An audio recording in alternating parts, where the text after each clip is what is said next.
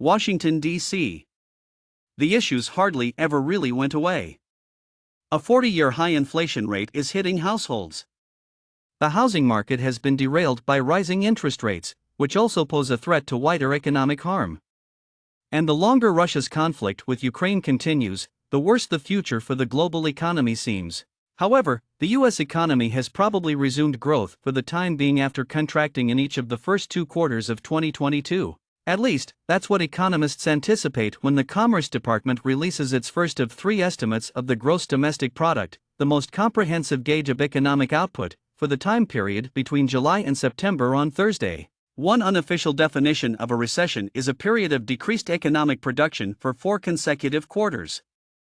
However, the majority of experts assert that they think the economy has so far avoided a recession, citing the continued strength of the employment market and consumers' sustained spending.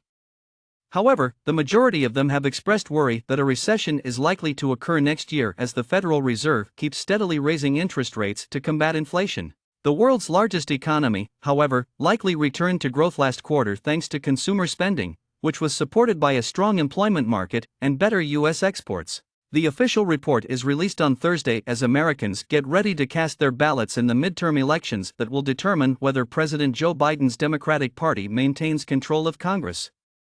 Americans are worried about rising costs and the possibility of a recession. A recurring theme in Republican criticisms of Democratic economic management is inflation. The housing sector has already suffered from higher borrowing costs.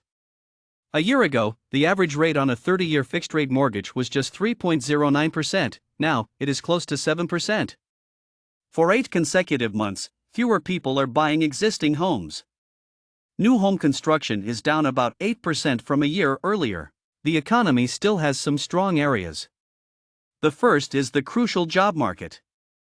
The Labor Department's data stretch back to 1940, and this year employers added an average of 420,000 jobs per month, putting 2022 on course to be the second best year for employment growth, after 2021.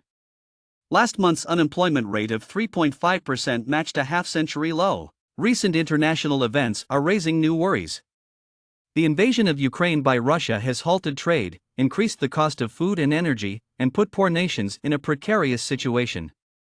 This month, the International Monetary Fund revised downward its projection for the global economy in 2023, citing the conflict.